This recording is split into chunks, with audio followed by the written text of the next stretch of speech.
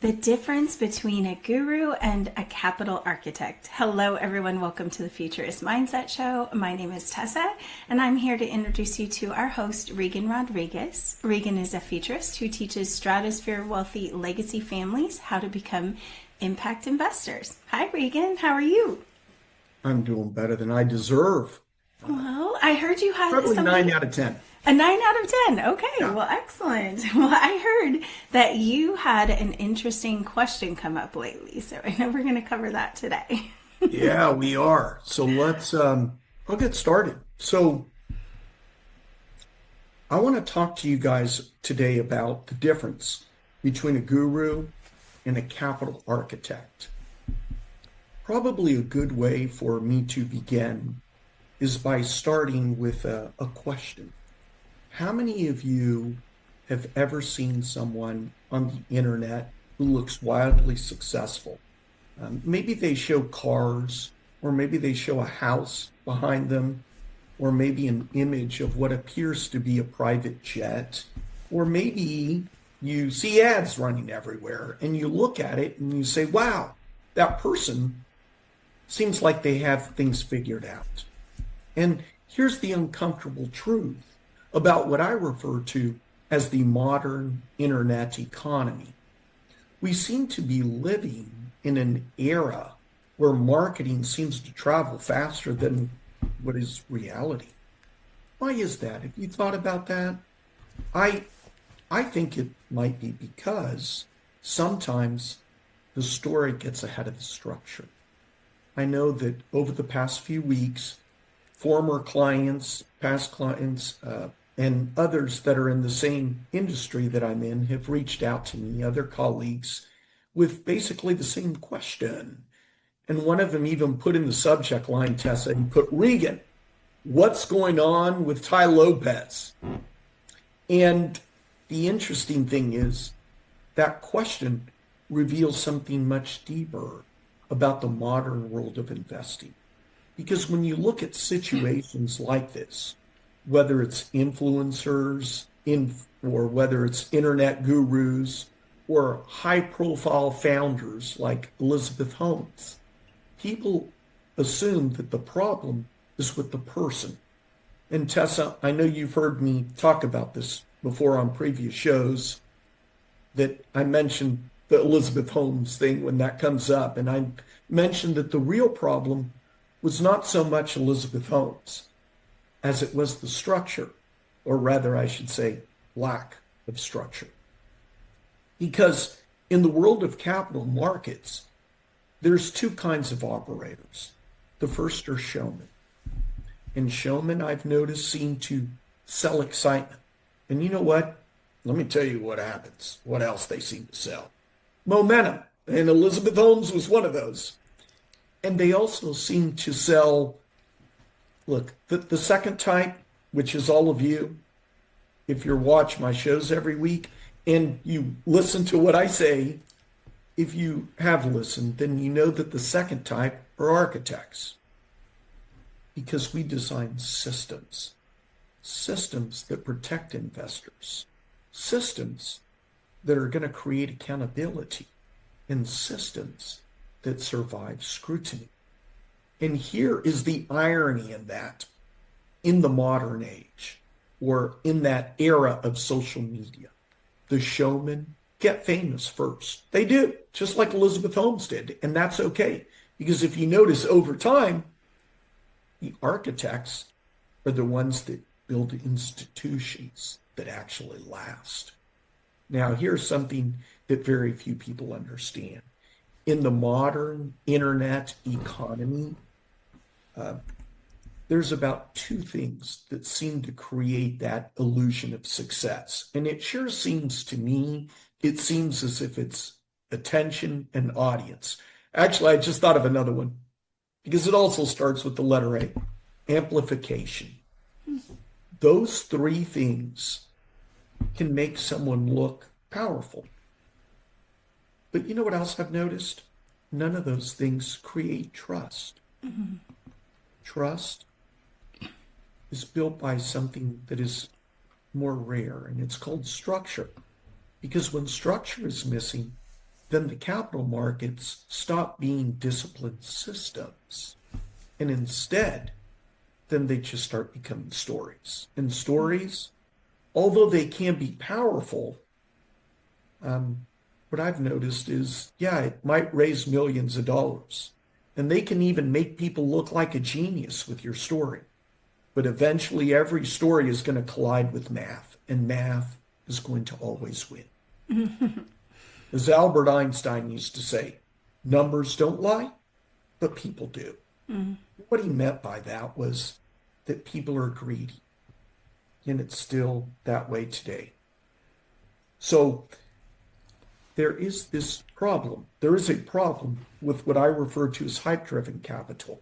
For years, we've seen a particular narrative dominate the internet in that entrepreneur internet world. So let me get back on topic, which was what happened with Tai Lopez. Some of you know that I'm well networked in my industry. As you well know, Tessa, I'm well connected. So I spoke with someone the other day yesterday that he invested $300,000. And I said, what was the actual pitch? Just give me the pitch. And he said, Reagan, it was to acquire distressed businesses and then use digital marketing and expertise to revive them, turn them around, and then we were told that we would generate extraordinary returns. And I said, okay, well, on the surface, that story sounds good. But I then very gently and lovingly explained to this. He's kind of an acquaintance. And I said, look, well, I actually thought of 2 to 3 questions I could ask him right away, but then it might make him sound like a dum-dum. And I realized within less than a second, come on, Reagan, let's not kick someone when they're down. So instead, what I wanted to do was I wanted to be more sensitive to his situation. So instead, I asked him, do you think that when you wired out those 300,000, did you do it in the same way that an experienced investor would? Did you think to maybe ask? And he then, a little defensive, and interrupted me, and he said, okay, fine, Reagan. So what questions should I have asked? And it was at that point yesterday at 4 p.m. that it hit me that I'm going to change around what I was going to talk about today. And we were instead going to pivot and talk about this topic in order to add a little bit more value to all of you that are watching this. I would like to teach on this film. And if it can help someone that's watching this, then hey, the way I look at it, I'm using my skills to help someone from making a similar mistake. So here are 3 simple questions. Where's the cash flow? And then from there ask, okay, so then where's the transparency in that? And then just a simple last question you can ask this person is, so is there any governance that is protecting the investors? Because if those 3 things are not clear and they're not visible, then you're not looking at a disciplined capital structure, are you? You're now just looking at a marketing story. And marketing stories, they're going to eventually collide from that financial reality. And this pattern is not unique to one person. I've seen versions of this repeated. I think most of you have heard or have read that book, Good to Great. And the author, Collins, mentions that when companies rely heavily on personality or hype or persuasion, that what seems to happen is that entire structure then becomes fragile, because eventually investors begin asking those questions that really matter. Meaning, where are the financial statements? Where is the reporting? And also, where is the oversight? And if those answered are not crystal clear, then what I've noticed is trust is going to erode very quickly. I also believe that it is important, let me reword that this way. If the discipline is missing, look guys, here's what I'm wanting to say. You don't want to see that discipline is missing from the deals. What I want to say is that none of this is really that complicated. And I found a way to solve these problems. Some of you know the story, or Tessa, you know that I was fortunate to be introduced to a very ethical and humble man out of the south of France named Joris. And that is who a lot of people have heard of in the DeFi capital markets, known as Joris and his company, their platform Fairmint. And one of the things that Joris talked about when I first sat down with him, it really resonated with me and it fit within my ethics. And he said, Reagan, serious investment structures rely on systems. And he talked to me about the independent reporting that they have, and that they have a third-party verification. And he also explained to me how the cap table is transparent. And then he also explained to me how they have regulated transfer agents. In other words, Fairmint has systems that are designed to make deception basically difficult. And that brings me to something else I want to share with you, because in the capital world, there are rules. Maybe not the rules written in books, but they're my rules. So let's refer to them as the 3 Reagan rules of capital markets. Rule number 1, never steal from the family. And if you're raising, and it's interesting, Joris's first venture capital venture was called the family, and it's still in existence till this day. They're an incubator, they're still around. Let's get back to rule 1. That's the ultimate betrayal within the family. If they're friends with family, or they're like family, and you lose money, it's okay to make mistakes. It's even okay to make a bad bet. But one thing you never do is you don't steal from the family. Because once trust is broken, the entire structure is then going to collapse. And the exact same thing happens in capital markets. Investors understand risk. They understand that challenges can come up and things can go wrong. But the one thing that they will never tolerate is deception. Trust is the currency of capital. Once it disappears, then the deal is dead. Let's move on to rule number 2. Keep the books clean. Every real operator understands this. You always know where the money is, who owns what, where the cash flows, what the numbers actually say, because chaos in the books eventually becomes chaos in business. And that is why what we do and what we teach in the capital markets relies on transparency and reporting and governance. It's not because regulators demand it, but because serious money demands it. Dirty books, I have noticed, destroys empires.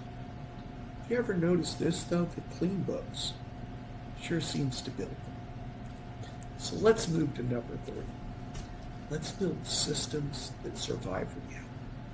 Because have you ever noticed that amateurs seem to build business around themselves, or their brand, or maybe their personality, or what we've seen recently, their audience? But we don't do that. We instead build systems that are going to function, even if the founder was to disappear tomorrow. Because real institutions don't depend on charisma. They depend on structure And that is exactly why the future of finance is for the people that understand capital architecture. Notice that I did not say followers. The future is not followers. Let's talk about what the future of capital is. It's exactly what I've invested years in doing, and something what I believe is one of the most important evolutions in capital markets. A system designed to eliminate the structural challenges that have caused disasters. And it's called transparency, accountability, investor protection. Through platforms like Fairmint, we have the ability to create digital, verifiable equity structures where ownership is transparent and transactions are traceable. Reporting is structured, and investors have real visibility into the capital. In other words, you remove the ambiguity that has problems that are kind of in the shadows. Capital stops being fragile. I want it to become institutional. That's what we've done. Let's also talk about the bigger shift that I've been seeing right now, because the future of capital markets will not belong to the loudest. It will belong to the people who define systems that have made deception impossible. Because the next generation of investors are not going to ask who has the biggest audience. They will ask, where is the transparency? Where is the governance? Where is the verified structure? And the founders who understand this shift early will have a massive advantage, just like my clients do, because the future of venture capital is moving from personality-driven finance to what I refer to as architecture-driven finance. Let's move away from the social media hype deals to transparent capital structures, from blind trust to verifiable accountability. Because at the end of the day, anyone can sell a dream, but only a few people know how to design the system that makes the dream sustainable. And that is the work I have dedicated my life to through Fifth Avenue Capital, and how I help a select few elites with the Fifth Avenue Underground Club, where we have founders and investors build capital structures that are transparent, accountable, and they're built to last. Because in the old days, money was controlled by fear. But in the future, capital will be controlled by transparency. And the people who understands that shift early will build the next generation of capital markets. What I think I want to do, Tessa, is I'm going to share my screen. All right, guys, I'm sharing my screen so that all of you understand what I'm talking about when I say the transparency of things. So when the investor that's right here, your investors, when they wire in their funds, the millions go in right here. And then what do they get as their security? So you can see right here, they get tokens. You will get cash that'll go into your account. So one of the other questions that people ask, and it's a natural question, right, Tessa? They'll say, how is the platform at Fairmint going to know my checking account? Because you said it gets wired directly in my checking account. Well, you're the founder, you're right here, and you're going to go right here. What looks like a little bank building, or some people say a house, but it's a bank building. And when you click on that, there will be a window that'll pop up, right? That'll ask for your contact info. And then it'll be little lines, very similar to like this blue one that's right here. But to the left of that, it'll say, like right here, it'll say routing number. And then you'll type in your routing number. with your fingers, right? And then you'll type in your account number. Then you hit enter, so it's automatically tied to it. That's it. Well, I think It's shared another everything. important thing to point out is that that's an ACH transfer. Like the money can come in, but they can't take the money out of your account as a founder, right? That's not the kind of tie. Well, it doesn't work that way. In other Yes. words, the investor puts in his account number and routing number, and that's how he wires the funds. Right, right. So the funds are automatically going to wherever the founder Exactly. put his info and his private stuff. So nobody Right. sees that. Exactly. It's just automatically tied in, just like you have it when you send me an invoice. Yes, and exactly. Yours is tied to it. Yes, exactly. The system knows where to put the money when you get it. So that's very good. And that transparency is so important. I think if you know, in this world too, it helps keep everyone organized, everyone on the same page, and there's no questions, you know, and if they can go into their platform and see what's going on. So it's a wonderful platform for sure. Yeah, for everyone investors. can go on there. The investor can go in and log in and see what's been going on with the money. And another thing, just last thing, because I know a lot of people have said that, or there's YouTube things that say that it was, some people say that it was a Ponzi scheme, what Tai Lopez was doing, or that's what he got in trouble for. Let me just be clear on what that term really means with the SEC. What a Ponzi scheme means is that you're taking money that was really going to be used for this business, and you're now paying early investors to lead them to believe that things are happening. So what happened was, the best of my knowledge, from what I understand, there were previous investors that had invested in this group, right? That was with Pier 1, I think Radio Shack, all those other brands. And so there was money there. And so when he was raising capital over here, they were taking some of the money over here and showing dividend payouts so that it would get people excited. So remember, you're not going to go to jail for making a mistake in business or not making money. It's when you are deceiving and taking money and leading these people to believe that the money here is because the business is profitable. So do you understand? That's where he did wrong. So if he would have been signed up with Fairmint, there's transparency where you see where the money is moving. Protection. So you yes. can't do that hanky-panky. So on that note, I think we've said enough on this. Wonderful. So go ahead and close this out. Thank you so much, Reagan. Always, we learn so much on these shows. If you haven't already, you can get notifications by hitting the bell. And if you want more information about Fifth Avenue Capital or the Underground Club, you can go to the Fifth Avenue website, 5THAAVC.